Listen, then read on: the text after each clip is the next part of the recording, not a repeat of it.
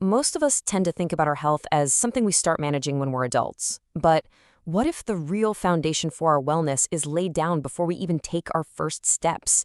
Today, we're going to dive into this really powerful idea called the life course approach. So, let me just start by asking you this.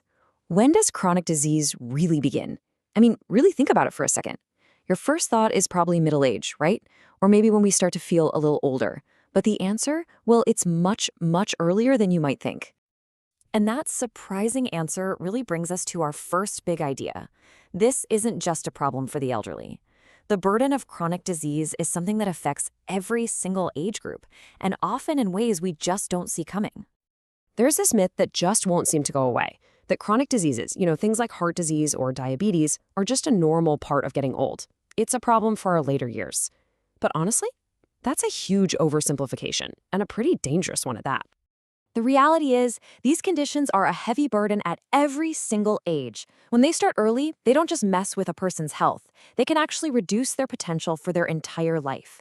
It puts a massive strain on families, pushes people into the healthcare system sooner, and can even create a toxic environment for a child's development. The impact on kids and young adults isn't just dramatic, it can be absolutely devastating.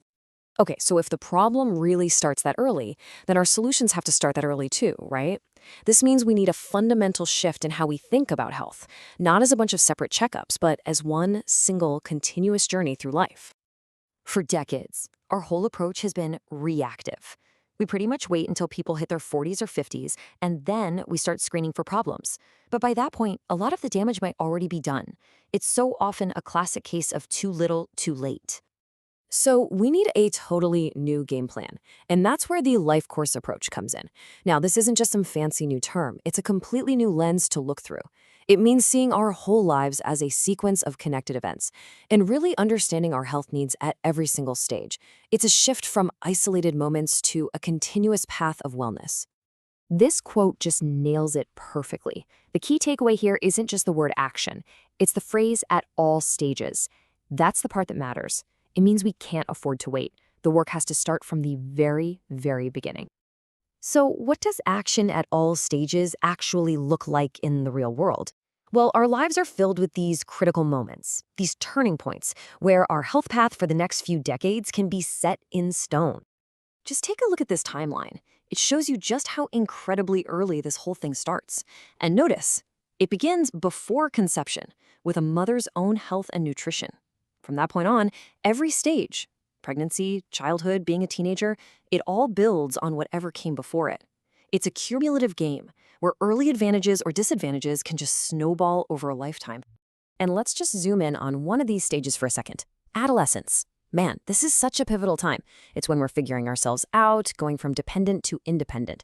And it's this incredibly crucial window where the health behaviors we pick up, the good and the bad, can stick with us for the rest of our lives.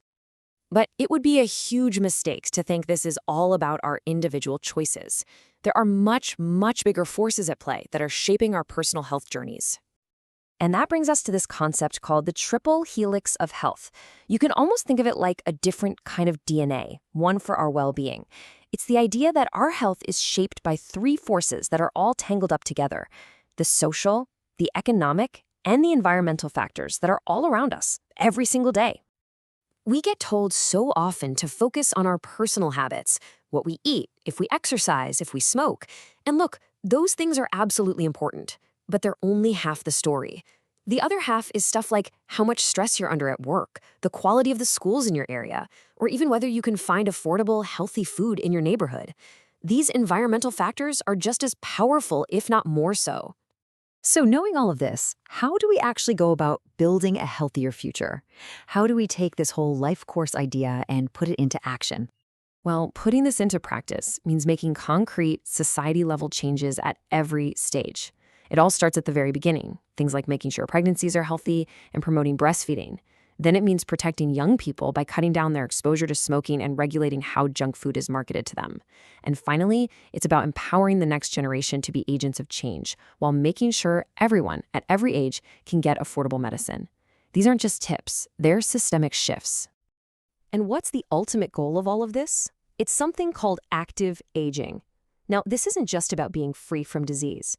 It's about creating a society where people have real opportunities for health, for participation, for security, all the way through their lives. It's about making the quality of our life better, not just making the quantity of our years longer. So I'll leave you with this final thought. We're so used to thinking of health as our own personal responsibility. But what if the most important health decision we ever make isn't actually for ourselves at all, but for the next generation? By embracing this life course approach, we're not just running our own marathon, we're giving everyone who comes after us a much better start to theirs.